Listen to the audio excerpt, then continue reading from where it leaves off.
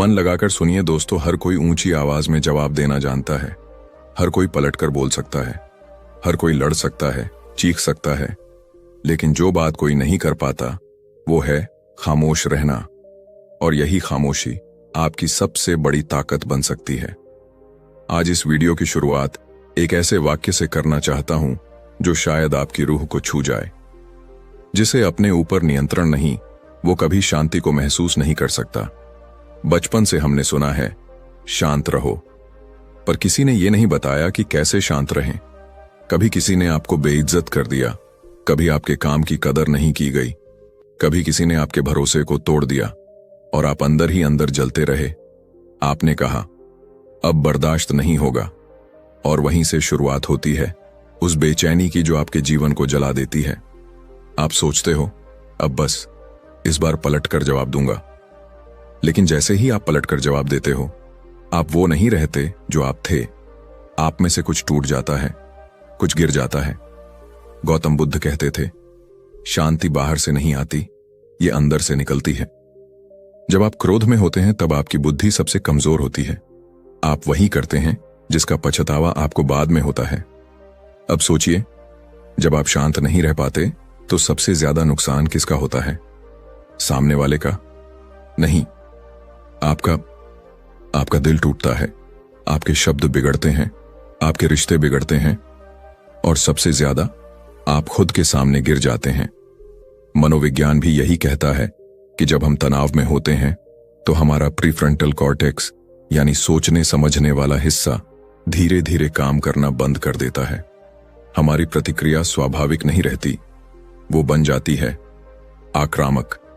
हमने जिंदगी में कई बार महसूस किया होगा कि जब हम शांत रहते हैं तो हम ज्यादा समझ पाते हैं, ज्यादा महसूस कर पाते हैं, लेकिन जब हम उत्तेजित हो जाते हैं तो न खुद को समझते हैं न दूसरों को। एक कहानी सुनिए। एक व्यक्ति रोज सुबह जंगल में ध्यान करने जाता था। एक दिन एक किसान दौड़ता हुआ आया और उसे चिल्लाने लगा, तेरे जैसे लोगों को तो दुनिया से बाहर कर देना चाहिए, तू सिर्फ दिखावा करता है। उस व्यक्ति ने कुछ नहीं कहा, चुपचाप उसकी ओर देखा और ध्यान में बैठ गया।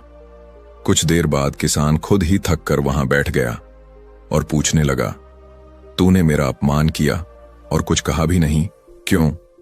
ध्यान करने वाला व्यक्ति मुस्कुराया और बोला, अगर कोई तुम्हें तोहफा दे और तुम उसे स्वीकार ही ना करो तो वो तोहफा किसका रहेगा? किसान बोला, जिसने दिया। तो उस व्यक्ति ने कहा, मैंने तुम्हारे अपमान को स्वीकार ही नहीं किया, वो अब भी तुम्हारा ही है।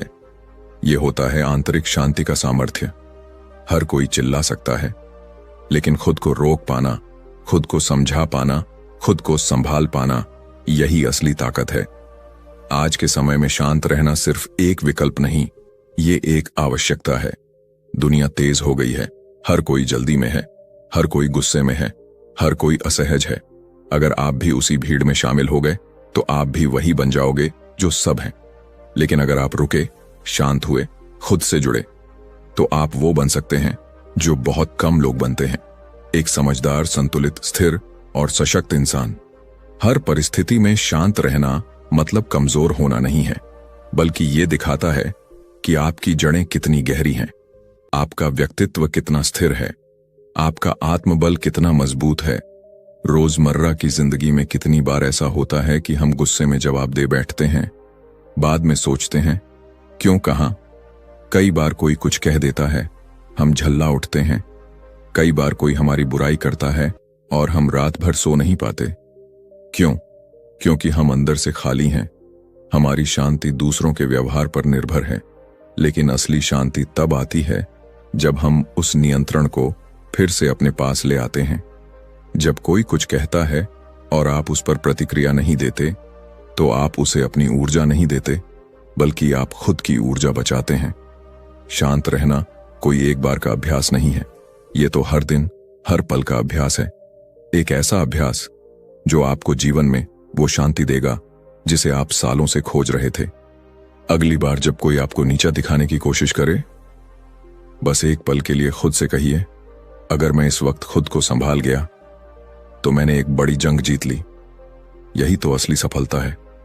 बाहर की लड़ाइयां तो हर कोई जीतता है, लेकिन जो अपने भीतर की लड़ाइयां जीतता है वही सच्चा विजेता होता है। तो दोस्तों, इस वीडियो की शुरुआत यहीं से होती है, एक ऐसे सफर की जो आपको अपने भीतर की शक्ति से जोड़ने वाला है, जहां हम समझेंगे क्यों शांत रहना सबसे बड़ी ताकत है, कैसे रोज की छोटी छोटी घटनाएं हमें भीतर से तोड़ती हैं और कैसे हम उन पर काबू पाकर एक स्थिर, संतुलित और गहराई से जुड़ा हुआ जीवन जी सकते हैं।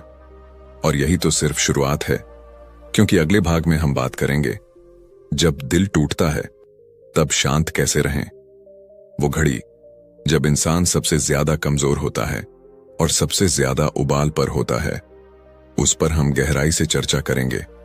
लेकिन उससे पहले, अगर आपको ये सफर पसंद आ रहा है तो दिल से निवेदन है, हमारे चैनल को सब्सक्राइब जरूर करें, क्योंकि हम यहां बात करते हैं उन मुद्दों की जो आपके जीवन को भीतर से बदलने का दम रखते हैं।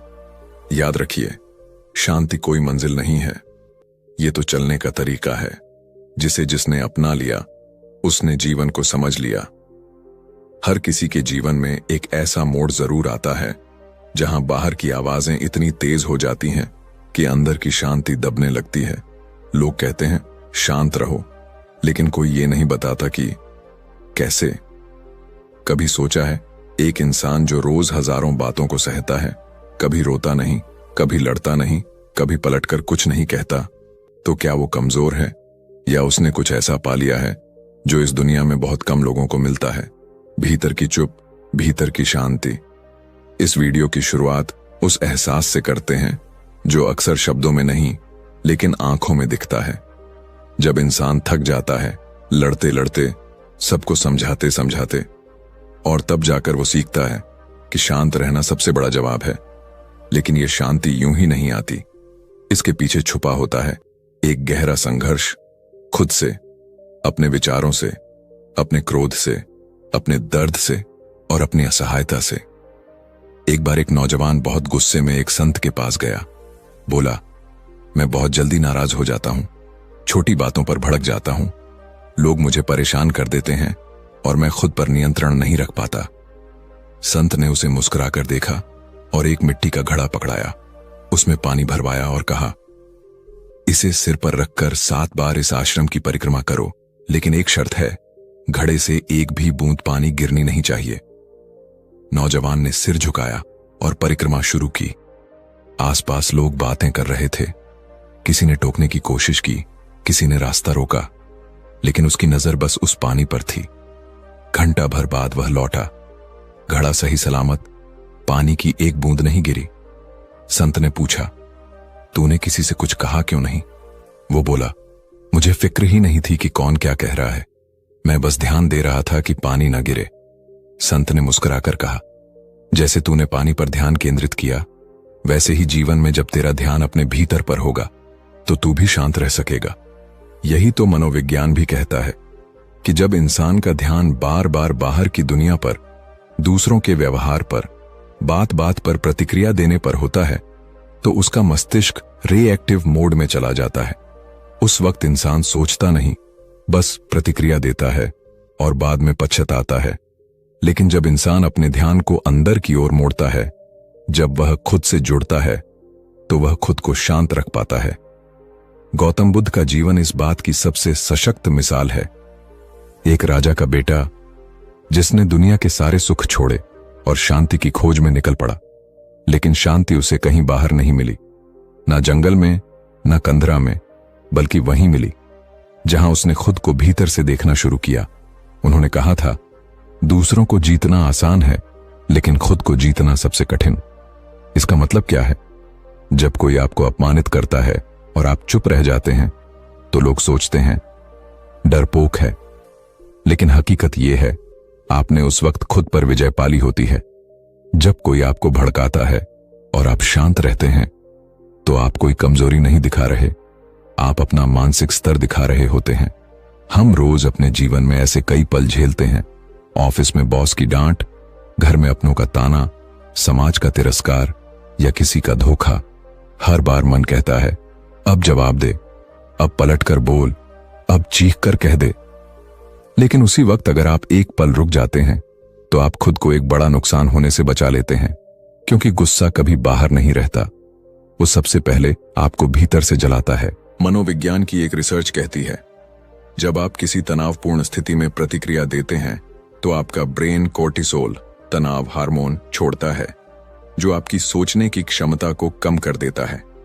और बार बार ऐसा होने से आपका दिमाग उस नेगेटिव मोड का आदी हो जाता है।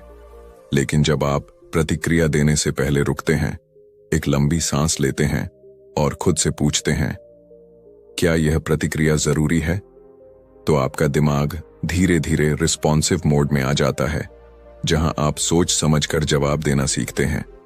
एक बार एक महिला आई और बुद्ध से बोली, आपका चेहरा देखकर लगता है जैसे आपको कभी गुस्सा ही नहीं आता। बुद्ध मुस्कुराए और बोले, गुस्सा आता है, लेकिन अब मैं उसके गुलाम नहीं बनता। यही है जीवन का सबसे बड़ा पाठ। गुस्सा आना समस्या नहीं है, उसके पीछे भागना, उस पर नियंत्रण न रखना, वो है असली समस्या। रोजमर्रा के जीवन में इसे समझना बहुत जरूरी है। मान लीजिए आप सुबह ऑफिस के लिए लेट हो गए और रास्ते में ट्रैफिक ने और देर कर दी। आपका मूड पहले ही खराब था और तभी एक राहगीर आपकी बाइक को टक्कर मार देता है। आप बिफर जाते हैं, झगड़ा हो जाता है और आप गुस्से में पूरा दिन बिगाड़ लेते हैं। अब सोचिए, क्या यह टक्कर इतनी बड़ी थी कि आपका पूरा दिन खराब हो जाए, या आप चाहें तो एक गहरी सांस लेकर उस पल को जाने दे सकते थे। यही फर्क है उस इंसान में जो शांत रहता है और उस इंसान में जो हर छोटी बात पर प्रतिक्रिया देता है। शांत रहने का मतलब यह नहीं कि आप सब सहते जाएं। इसका मतलब है आप कब बोलना है, कैसे बोलना है और कितना बोलना है। इसका चुनाव आप खुद करें, ना कि आपकी भावनाएं। और एक बात याद रखिए, शांत रहना एक अभ्यास है, एक दिन 2 दिन नहीं, हर दिन का अभ्यास, हर बार खुद से जुड़ने का अभ्यास, हर बार भीतर की आवाज